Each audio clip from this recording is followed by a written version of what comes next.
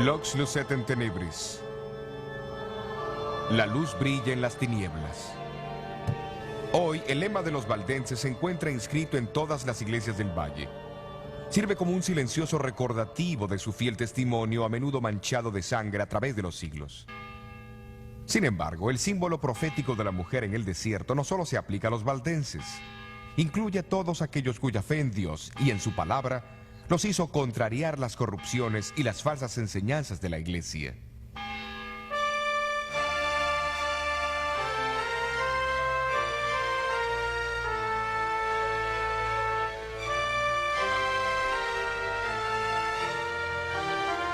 Un año antes que Lutero clavase su tesis en la puerta de la iglesia, la reforma comenzó en Suiza con la predicación de Ulrico Zwinglio, quien habló contra la venta de indulgencias y otros abusos papales y enseñó que la salvación solo proviene de Cristo. Pero no fue de Lutero que aprendió estas cosas, fue por el estudio de las Escrituras.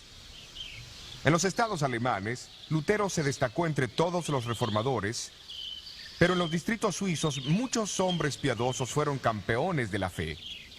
Muchos de los reformadores sobresalientes son recordados en este monumento de la Reforma en Ginebra. Guillermo Farel, llamado por algunos como el Lutero de la Suiza francesa. Juan Calvino y Teodoro Beza, sucesor y biógrafo de Calvino. Calvino nació en Francia y fue guiado a la fe de la Reforma por su primo, Pedro Olivetan, que más tarde fue quien tradujo la Biblia al francés para los valdenses. A la edad de los 25 años, Calvino fue a Basilea en Suiza.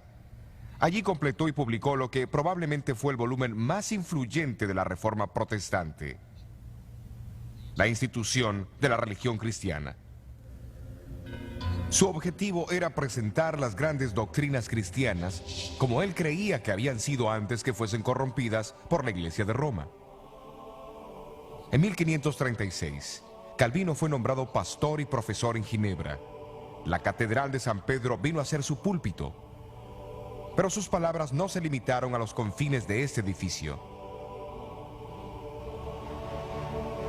Durante los últimos 25 años de su vida, Calvino procuró hacer de Ginebra un modelo práctico de una ciudad cristiana. Bajo su influencia, Ginebra llegó a ser un centro para la fe reformada en Europa.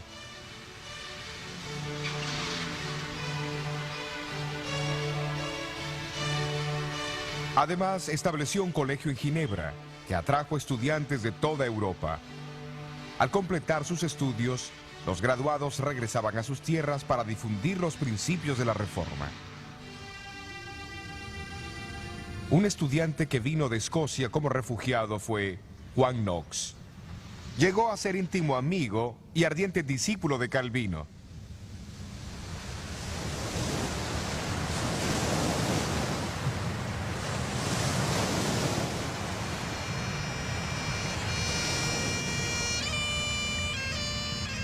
Como Pablo en el apedreamiento de Esteban, así Juan Knox sintió su llamado al observar el martirio del predicador escocés Jorge Wishart.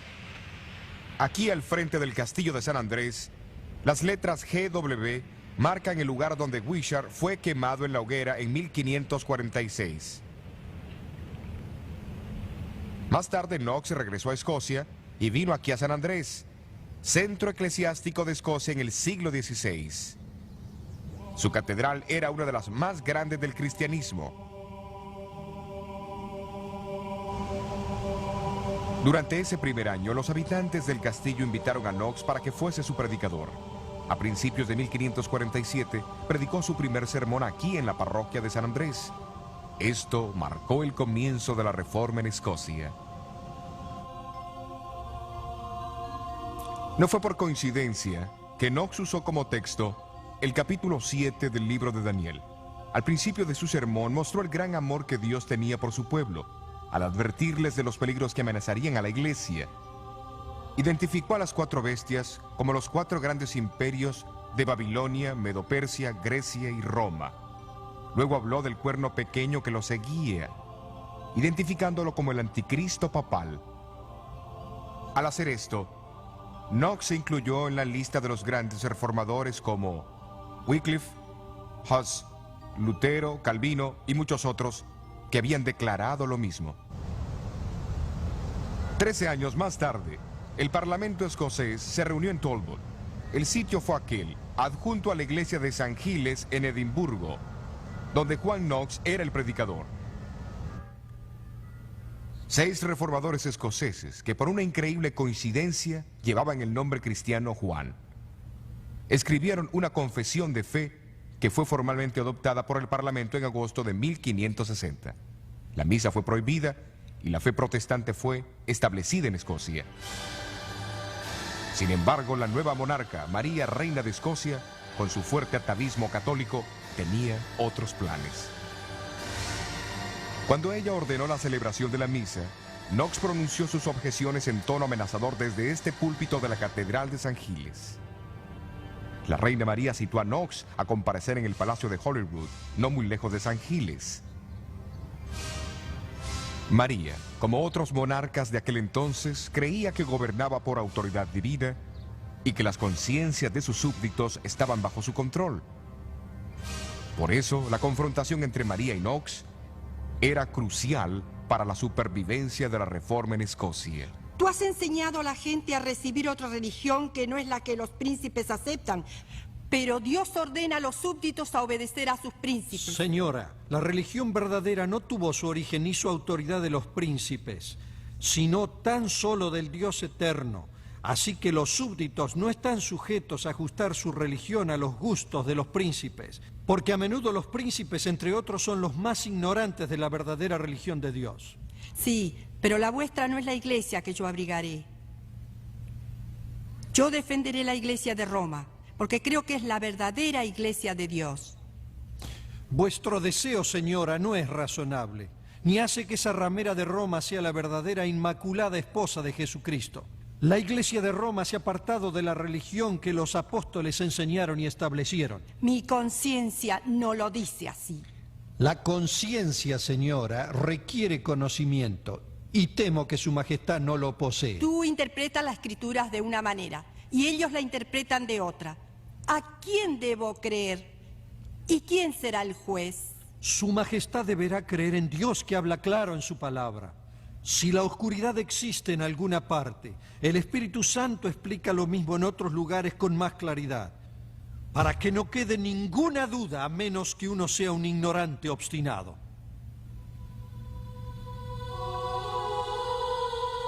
Ante Carlos V en Worms y de Knox ante la reina María en Holyrood, los momentos más dramáticos de la reforma fueron los de Lutero.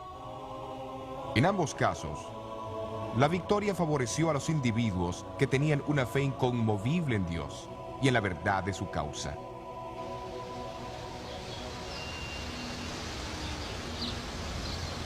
El conflicto espiritual continuó en toda Europa en el siglo XVI.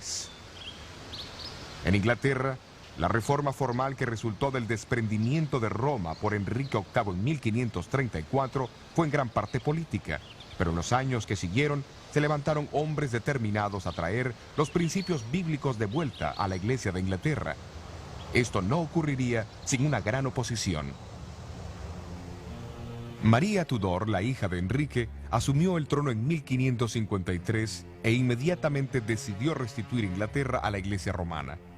Durante su reinado de 5 años, unos 300 protestantes fueron quemados en la hoguera. La descripción de la Iglesia por Juan, desde el tiempo de la cruz en adelante, pinta al pueblo de Dios como siendo acusado por Satanás y soportando gran sufrimiento hasta la misma muerte. Aquí en este patio está el monumento a los mártires. Registra más de 18.000 mártires de Jesucristo. Cerca de 100 de ellos fueron ejecutados en Edimburgo y la gran mayoría están sepultados aquí. Pero luego Juan añade las siguientes palabras de triunfo en Apocalipsis 12:11. Y ellos le han vencido por la sangre del Cordero y por la palabra de su testimonio, y no han amado sus vidas hasta la muerte. Hubo 3 hombres en Inglaterra, cuyo martirio puede representar a todos aquellos que no huyeron de la muerte durante los largos años de persecución.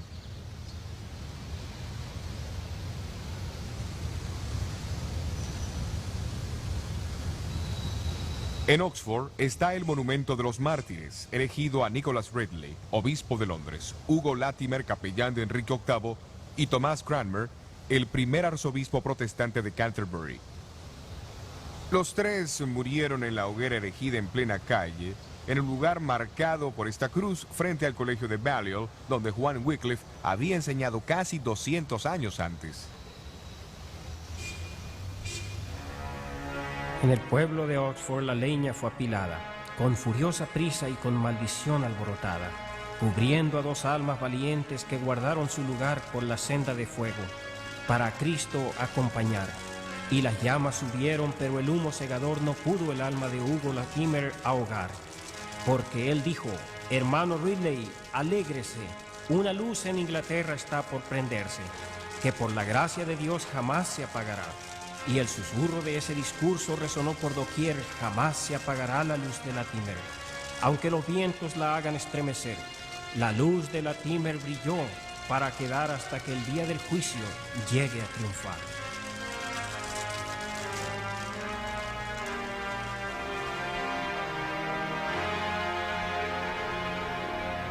Y así tuvo que ser. Al cabo de 3 años, María Tudor murió y la reina Isabel I ascendió al trono, despuntando el amanecer del siglo de oro en Inglaterra. Ella se propuso con tanta diligencia devolver Inglaterra a los caminos de su padre, que los poderes católicos de Europa comenzaron a planear su derrocamiento. Felipe II, hijo de Carlos V, organizó la fuerza invasora más grande que el mundo haya conocido, la Armada Invencible. A fines de julio de 1588, los observadores situados en las partes altas del puerto de Plymouth vieron por primera vez los 130 barcos que navegaban por el canal. Bajo el comando del caballero Francisco Drake, la flota inglesa confrontó al enemigo, aunque inferior en número y armamento. En una serie de batallas durante los 10 días siguientes, los barcos ingleses más pequeños causaron grandes estragos entre los pesados galeones de España.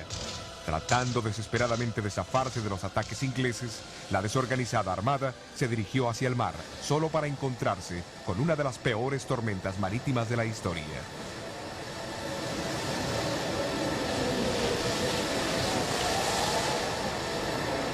Sacudida a lo largo de la costa de Noruega y arrojada contra las rocas de las islas Shetlands, Orcadas y Hebridas, e impelida nuevamente hacia el sur a Irlanda, la armada huía aunque nadie la perseguía. De los 30.000 hombres a bordo, apenas 10.000 regresaron a España. Felipe II y los reinos católicos quedaron atónitos.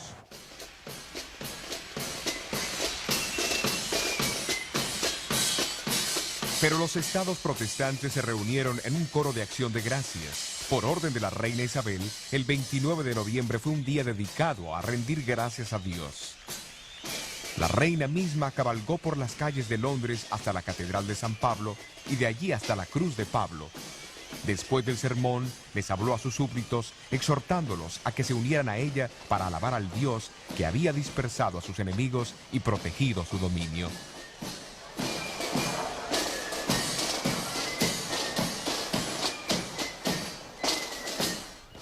Aquí en Plymouth, en el monumento que conmemora la escena de la Armada, aparecen grabadas estas palabras enigmáticas. Él sopló con sus vientos y ellos fueron dispersos.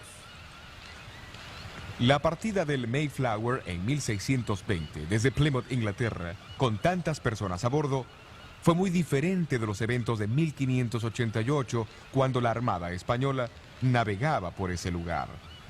Esto también está relacionado con la saga de la mujer vestida de sol. Durante el último período del trono de la reina Isabel, la población se dividió entre aquellos que permanecieron leales a la Iglesia oficial de Inglaterra y aquellos que deseaban que la reforma de la Iglesia continuase basada en la autoridad de las Escrituras. Conocidos como puritanos y separatistas, estos no conformistas fueron finalmente perseguidos por sus creencias y muchos de ellos emigraron hacia Holanda. Entre estos estaban los primeros peregrinos, que navegaron a bordo del Mayflower desde Holanda, por el puerto de Plymouth, con destino al Nuevo Mundo. Cuando los puritanos se separaron de la iglesia inglesa, se habían comprometido solemnemente a caminar juntos en todos los caminos de Dios que ya conocían o que irían a conocer. Esta era la razón vital del protestantismo.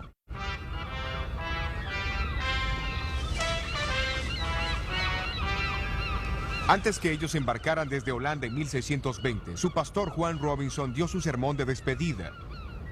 Señaló que los seguidores de Lutero, Knox y Calvino se habían basado en las enseñanzas de esos hombres como si fueran la suma total de la verdad. Hablando de los reformadores, Robinson dijo: ellos no incursionaron en todo el plan de Dios, pero si estuviesen vivos hoy, estarían dispuestos a recibir más luz de la que ellos recibieron al principio. Si Dios les revela cualquier cosa a ustedes por cualquier otro de sus instrumentos, estén listos para recibirla, porque estoy seguro que el Señor aún traerá más luz y verdad de su santa palabra. Poco captaba él mismo el significado real de sus palabras. Más verdades brotarían de la palabra de Dios y los puritanos jugarían una parte vital. Los peregrinos desembarcaron en el peñasco de Plymouth el 21 de diciembre de 1620. Ellos fueron los primeros entre muchos miles de puritanos que en el siglo XVII emigraron al Nuevo Mundo y trajeron con ellos creencias que a su debido tiempo contribuirían al levantamiento de un movimiento religioso que circundaría el globo. De acuerdo a la profecía de Daniel 7, el poder del cuerno pequeño reinaría en Europa por 1260 años. Al final de ese periodo, que se extendería desde el año 538 al 1798, surgirían eventos que disiparían temporalmente esa supremacía. Exactamente, en febrero de 1798, las tropas francesas del general Berthier entraron a Roma, tomaron al Papa prisionero y aminoraron grandemente la autoridad y el poder del papado. De la misma manera, en la profecía de Juan en Apocalipsis 12, la mujer vestida de sol estaría en el desierto por 1260 años. Después de 1798, un movimiento surgiría que enseñaría las mismas grandes verdades enseñadas por los apóstoles, los profetas y los cristianos. Grandes verdades tales como la salvación por la gracia de Dios a través de la fe en Cristo solamente, el ministerio sumo sacerdotal de Cristo, el sacerdocio real de todos los creyentes, la obediencia a todos los mandamientos de Dios, el bautismo del creyente y la suficiencia y autoridad de la Escritura sobre la tradición estaban entre lo que la iglesia primitiva enseñaba. Tales enseñanzas, perdidas por muchos a través de la gran apostasía, serían restauradas y proclamadas al mundo en la hora del juicio final. Jesús dijo que el Evangelio debía ser predicado en todo el mundo y entonces vendría el fin. El clímax del prolongado conflicto entre Cristo y Satanás está descrito en Apocalipsis 12:17. Entonces el dragón fue airado contra la mujer y se fue a hacer guerra contra los otros de la simiente de ella, los cuales guardan los mandamientos de Dios y tienen el testimonio de Jesucristo. El concepto bíblico de remanente significa un grupo de personas de cualquier edad que haya sobrevivido a la calamidad y sea leal a Dios y a los principios de su palabra en un tiempo de apostasía final. Sin embargo, la escena de Apocalipsis 12 deja claro que hace referencia a los descendientes espirituales de la mujer en el tiempo del fin. Eso es después de 1798. Ellos pertenecen a la digna línea de herederos espirituales entre los escogidos de Dios, que han sobrevivido a los furiosos ataques del dragón a través de la historia.